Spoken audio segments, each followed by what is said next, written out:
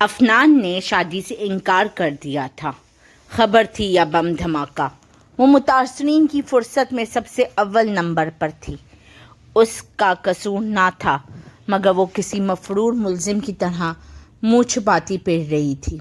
خوف اس کی پرچھائی بن کر اس کے وجود سے چپک گیا تھا اور وہ ہر آہٹ پر پتے کی طرح لرز جاتی تھی۔ ایسے میں سہیلیہ آپا کے آنے کی اطلاع اس کی سماعتوں میں سیسا ڈالنے جانے کے برابر تھی۔ گو کہ نہ اسے عدالت کے لگائے جانے کا انتظار تھا، نہ سزا سنائے جانے کا۔ وہ تو بس رد کیے جانے کی اذیت سہنے کے لیے اپنے آپ کو تیار کر رہی تھی۔ وقت کی سوئیاں لمحہ بہ لمحہ آگے بڑھتی اس کے وجود سے لہو کی بوندیں نچوڑے جا رہی تھیں، اور اس کی حالت زلزلے کے نتیجے میں زمین بوس ہو جانے والے اس شخص کی طرح تھی جس کی امداد کو پکارتی چیخیں اس کے وجود کے اندر ہی دم توڑتی جا رہی تھیں، اور انہیں سننے والا کوئی نہیں ہوتا، اور آخر کار وہ اس اذیت پسند موت سے سمجھوتا کر کے سانسیں رکنے کا انتظار کرتا رہتا ہے۔ طے شدہ وقت کے مطابق سہیلیہ آپا دوپہر کے کھانے کے وقت آ چکی تھیں۔ کھانا وہ کھا کر آئی تھیں، اور اب سب ابا کے کمرے میں موجود تھے۔ وہ اپنے کمرے میں جلے پیر کی بلی کی مانند گھوم رہی تھی کہ پرانی ملازمہ نذیرہ نے اسے ابا کے کمرے میں بلوائے جانے کا حکم سنایا۔ وہ خود کو بڑی سی چادر میں لپیٹے دھڑکنوں کی رفتار گنتے ہوئے ابا کے کمرے میں داخل ہوئی۔ سہیلیہ آپا، فرحین اور سارم کے ہمراہ کمرے میں موجود تھیں۔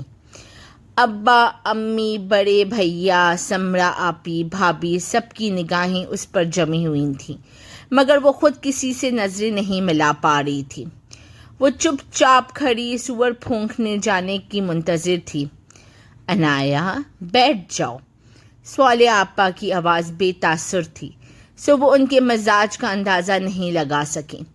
البتہ سمرا آپی کے اشارے پر روبوٹ کی مانند چلتی ہوئی ان کے پاس بیٹھ گئیں اور سر جھکا لیا۔ ہم سب نے مل کر ایک فیصلہ کیا ہے۔ اب جب کہ افنان نے فرحین سے شادی سے انکار کر دیا ہے، تو تمہاری اور سہیلیہ آپا پانی کے گھونٹ پیتے ہوئے بات کر رہی تھی۔ اچانک انہیں اچھو لگ گیا۔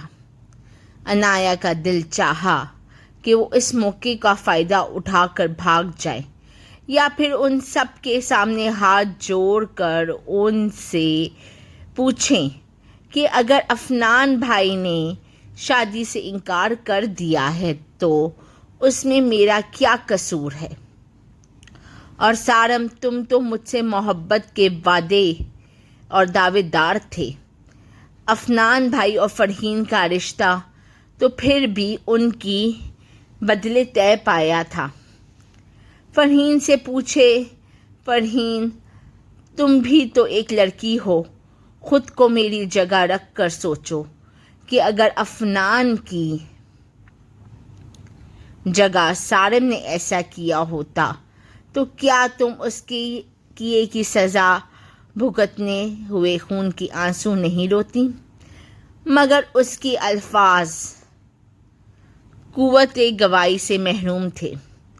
سوچوں کی بڑھتی ہوئی آواز میں اگرچہ اس کا دماغ پھاڑنے پر آمادہ تھی، اور قریب تھا کہ وہ سر پکڑ کر غش کھا کر گر جاتی، سہیلیہ آپا نے آ کر اسے اپنی آغوش میں بھر لیا۔ کیا ہوا ہے میری بچی؟ ارے یہ وقت تو سب پر آتا ہے، لڑکیاں ماں باپ کا گھر چھوڑ کے جاتی ہیں۔ ہاں، البتہ یوں اچانک یہ خبر تمہیں ضرور حیران و پریشان کر گئی ہوگی۔ بس اصل میں کوئی رسک نہیں لینا چاہتی، اور اچھا ہے نا تمہاری اور سارم کی شادی کے بہانے یہ جو وقتی اداسی ہم سب کے درمیان گھر گئی ہے، دور ہو جائے گی۔ سوالے آپا جانے کیا کیا کہے جا رہی تھیں، اور وہ دم بخود ان کے چہرے کو کھوج رہی تھی، گویا اندازہ لگانا چاہ رہی ہو کہ کیا آپا وہ اپنے ہوش و حواس میں ہیں، ورنہ ان جیسی روایت پسند خاتون کا یہ فیصلہ اور ایسا اقدام اس کے لیے تو کم از کم کسی معجزے سے کم نہ تھا۔ سوالے آپا، ہم کس منہ سے آپ کا شکریہ ادا کریں؟ قسم لے لیں ہمیں ہرگز اندازہ نہیں تھا کہ عفنان باہر جا کر ایسی گری ہوئی حرکت کرے گا۔ گوری سے شادی رچا کر اس نے بہت پستی کا ثبوت دیا ہے، اور افسوس تو یہ ہے کہ اگر یہ ارادہ تھا بھی تو وہ فرحین سے منگنی سے انکار ہی کر دیتا۔